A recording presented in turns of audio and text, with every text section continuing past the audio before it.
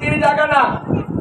এখানে টাকা হলেই শান্তি পাবেন না, ভালো বাড়ি হলেই শান্তি পাবেন না, এটা শান্তির জায়গা না। যারা ভালো বাড়ি করেছে তাদের খোঁজ নিয়ে দেখুন, তারা বিপদে আছে। বাড়ি করে শান্তি নেই, শত্রু বেড়ে যায়, আরো ভয়। ভালো ঘর করেছে, রাত্রে ঘুমাতে পারে না, ভয় কখন জানি কি হয়, এই ভয়টা কিন্তু সব সময় কাজ করে। তাহলে আপনি ভালো বাড়ি করেই আপনি ভালোভাবে থাকতে পারছেন না। তাহলে এখান থেকে বোঝা যায় যে আমরা এই যে ভালো কিছু চাই, সেটা কিন্তু আমাদের জন্য আসলে ভালো নয়। ভালোকে যে চায় না, নিষ্কিঞ্চন ভক্ত, কুন্তী দেবীর মতো শুধু দুঃখ কামনা করে যে হে গোবিন্দ তুমি আমাকে দুঃখই দিয়ে যাও, আমি তোমার কাছে কিচ্ছু চাই না, আমার সুখের দরকার নেই। মানে সুখের লালসা যাদের নেই, যাদের চাওয়া পাওয়া নেই, ভগবান কিন্তু বিপদে পড়েছেন তাদেরকে নিয়ে। কারণ তাদেরকে মুক্তি না দিলে, শান্তি না দিলে ভগবান নিজেও শান্তি পাবেন না। যে ভক্ত আমার কাছে কিছু চায় না, তাকে না দিলে আমি নিজেই থাকতে পারি না। এই জন্য ভক্তকে আমি ভালো রাখতে হয়। তাই কোন ভক্তকে ভালো রাখেন? যে ভক্ত চায় না, সেই ভক্তকে ভালো রাখার দায়িত্ব কিন্তু ভগবানের। চিন্তা করে দেখুন, এই যে এখানে কিছু বয়োজ্যেষ্ঠ ব্যক্তি আছে, আজকে যারা যুবক আছে তাদের চাইতে ভালো, এখন অনেক কাজ করতে পারে, অনেক দৌড়াতে পারে, স্টিল হয়ে বসে থাকতে পারে, যেটা এখন আপনারা পাচ্ছেন না, আমরা পাচ্ছি না। একটু সময় বসে থাকলেই ও মা রে, ও বাবা রে, ও গেলাম রে, ও মাগো, ভগবান ছেড়ে দিয়ে মা ও বাবা। মানে আমাদের ভগবানের নামটাও উড়িয়ে ফেলছে, মানে আমাদের এই যাতনায়। তাহলে দেখুন, তাহলে ভালো আছে কারা? যারা এত চাওয়া পাওয়া করছে না,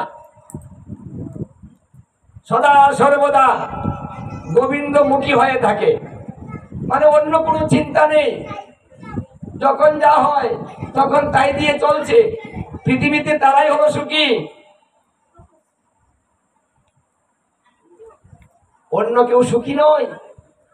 যারা চায় তারা সুখী না, যারা চায় না তারা সুখী। কারণ ভগবান বলছেন তুমি কর্ম করো, তুমি কিছু চেয়েও না, তুমি সংসার করো, কর্তা হয়ো না। তুমি আমাকে দায়িত্ব দাও, তুমি দায়িত্ব নিও না। তুমি আমাকে চিন্তা দাও, চিন্তা তুমি করো না। ভাবনা আমাকে করতে দাও, তুমি কিছু নিয়ে ভেবো না। মানে সবকিছু যদি তুমি আমাকে দাও, তাহলে তুমি নিশ্চিন্তে থাকবে, তাহলে তুমি সুখী হবে। দেখুন তাহলে সুখটা কিভাবে আসে? যে পর্যন্ত আমরা চিন্তা ভাবনা সবকিছু নিজের কাছে রাখবো, সেই পর্যন্ত সুখী হতে পারবো না। কিন্তু যখন আমরা আমাদের সবকিছু আমার ঈশ্বরের কাছে সমর্পণ করে আমি নিশ্চিন্তে থাকবো যে হে প্রভু তোমার যা ভালো তুমি তাই করো, মানে তোমার যা ভালো, মানে আমার ভালোর দরকার নেই, ভালোটা হচ্ছে তোমার, তুমি যা ভালো মনে করো তুমি তাই করো। আচ্ছা আমরা কি আমাদের ভালো বুঝি? আচ্ছা ভগবান যদি বলেন যে তুমি তোমার ভালোটা চেয়ে নাও, আচ্ছা আমরা কি ভালো চেয়ে নিব? যদি আমাদের ভালো চেতে বলে, তাহলে আমরা বলতে পারি যে তুমি আমাকে পৃথিবীর রাজা করে দাও, সমস্ত কিছু মালিক বানিয়ে দাও, আমাকে যেন সবাই ভয় করে তাই করে দাও। কি আমরা তো এই বড় বড় জিনিসগুলো চেয়ে নিব, কিন্তু তাতে যে আমাদের মঙ্গল হবে সেটা কিন্তু আমরা চিন্তা করে দেখব না। যেটা হলে আমার মঙ্গল না অমঙ্গল ওটা কিন্তু আমি জানি না। আচ্ছা যদি জানতাম, তাহলে যারা ওই ব্যবসা করেন অথবা যারা ইলেকশন করেন, মানে আমি শিওর, আমি আবার শিওর চলে যাব। হ্যাঁ, আচ্ছা না, কিছু ব্যক্তি বিশ্বাসী, বিপুল ভোটে চলে যাব আমি। হ্যাঁ, পরে দেখা যায় কিছুই হয়নি, জিরো। যা চেয়েছিল তার 12 আনাও হয়নি। এখন সে কিন্তু জানি না যে ভগবান বলছেন যে তুমি তো ভালো মন্দ বুঝোই না, তুমি জানোই না, তাহলে তুমি মাতবরিটা করো কেন, আমাকে দাও না কেন? আচ্ছা, আমাদের মাথার মেমোরিটা ছোট, এই মেমোরিতে অনেক চিন্তা ঢুকবে না। এই জন্য ভগবান বললেন যেহেতু তোমার অনেক চিন্তা ঢুকবে না, অনেক চিন্তা তুমি করো না, তুমি আমাকে দিয়ে দাও, কারণ আমার অভাব নেই জায়গা, কিন্তু তোমার অভাব আছে। একটা চিন্তা ঢুকান, আরেক চিন্তা চলে যায়। 2 ঘন্টা 1 ঘন্টা যদি পাঠ শ্রবণ করেন, তাহলে এই 1 ঘন্টার কথা কিন্তু বলতে পারবেন না। কেউ বলতে পারবে? একটা পাঠক 1 ঘন্টা কি আলোচনা করে সেটা কিন্তু বলতে পারবেন না, কারণ এত কিছু মেমোরিতে ঢুকে না।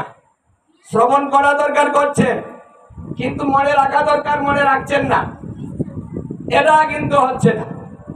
এখানেই হলো আমাদের অভাব। চিন্তা মুক্ত হবেন, শান্তিতে থাকবেন। মায়ের কাছে এসেছেন, শান্তি কোথায় গো? বিপদে বললে মানুষ কার কাছে যায়? সন্তান যখন বুঝে না, অবুঝ থাকে, দেখুন সবসময় মায়ের কাছে দৌড়ে চলে যায়। হ্যাঁ, তাহলে আজকে যেখানে বসেছি তিনি কে? তাকে কি ডাকে? মা, সবারই মা, সবার মা। তাহলে মায়ের কাছে আসলে শান্তি নাই? এই যে বসেছেন, শান্তি নাই? আজকে কিন্তু এখানে অনেক শান্তি, মানে অন্য জায়গায় এত শান্তি হয় না, কিন্তু এখানে শান্তি হচ্ছে, কারণ মায়ের কাছে আসলেই শান্তি হয়। তবে মাকে ভালোবাসতে হয় মন দিয়ে। আমাদের ভালোবাসার মধ্যে খাত থাকে, যার জন্য মা ভালোবেসে আমাদের শান্তি দিতে পারেন না। আসুন, আমরা যদি মন থেকে মাকে ভালোবাসি, আর যদি মন থেকে কিছু চাই, অবশ্যই মার কাছে আমরা পাবো। তবে দন চাবেন না, কারণ দন থাকবে না, ওটা যতই হোক না কেন চলে যাবে। শ্রীকৃষ্ণ লীলায় সূর্য দেবতায় একটা সেমন্তক মণি দিয়েছিলেন, যা থেকে প্রতিদিন স্বর্ণ হতো। কিন্তু এটা যেখানে রাখা হয় সেখানে শত্রু বেড়ে যায়, একজনকে মেরে আরেকজনে নিয়ে যায়। মানে এই যে ধন, মানে ধনে কি ডেকে আনে? শ্রীকৃষ্ণ এই জিনিসটা আমাদের শিক্ষা দিয়েছিলেন, যে তুমি যে ধন চাও, দেখো ধনে কি বিপদ হয়। শেষ সময় কৃষ্ণ নিজেও চুর হয়েছিলেন। সবাই বলেছে এই কৃষ্ণই লোভে ওই সেমন্তক মণিটাকে লুকিয়ে রেখেছে, আর সেটা প্রমাণ করার জন্য কৃষ্ণ কিন্তু বেরিয়ে পড়েছিলেন যে আমাকে সবাই চোর বলছে, আমার তো প্রমাণ করতে হবে যে আমি চোর নই, তাহলে প্রমাণ করে দেখাই। তাই তিনি জঙ্গলে গিয়েছিলেন, একটা গুহার মধ্যে ঢুকেছিলেন। সেখানে সেই যে ত্রেতা যুগে ছিলেন না জাম্বুবানকে, ওই যে কালো মুখ, কালো মুখোশ পরার মতো দেখা যায়, তাকে জাম্বুবান বলা হয়। সে রাম ভক্ত। সেই রাম রাবণের যুদ্ধে কিন্তু সেও ছিলেন, তিনি যুদ্ধ করেছিলেন। একটা গুহার মধ্যে তিনি বাস করতেন। সেই গুহার মধ্যে যখন প্রবেশ করেছে, এই যে সেমন্তক মণি, মানে ওই জাম্বুবান নিয়েছে, তুমি গুহার মধ্যে লুকিয়েছ। দেখুন, ওটা একজন আরেকজনকে মেরে নিয়ে যায়। তার জন্য ভগবানের সঙ্গে ওই জাম্বুবানের যুদ্ধ হয়েছিল। একটা সেমন্তক মণি নিয়ে দেখুন, ভগবানের সঙ্গে ভক্তের যুদ্ধ।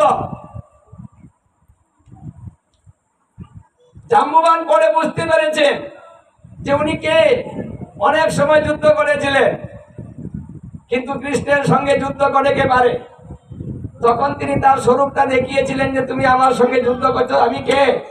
তখন তিনি সেই রাম সীতাকে দর্শন করিয়েছিলেন উনার মধ্যে যখন সে রাম সীতাকে দর্শন করেছে, তখন জাম্বুবান তার চরণে লুটিয়ে পড়েছে। হে প্রভু, দেখুন স্বার্থ মানুষকে কোথায় নিয়ে যায়।